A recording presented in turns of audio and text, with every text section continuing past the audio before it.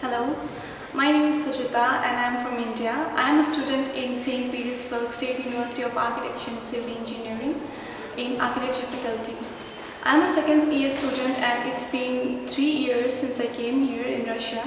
It's been a wonderful experience for me. This university has provided me with the best kind of education I could have gotten in Russia.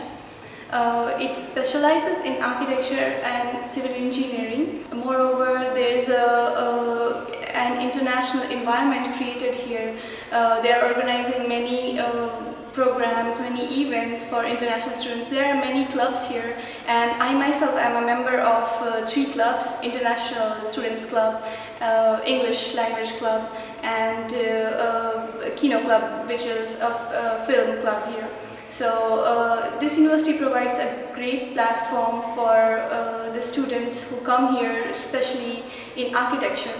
As in my experience, the professors here are wonderful. They provide great help for people like us, because I am a student who has always studied in English, so it's difficult for me to study in Russian, but the helpful nature of professors and teachers and the department and the international department and the students organization, the clubs and all, it's fabulous. So if you wanna come here and study, that would be a great opportunity for you, because in my experience this place is wonderful.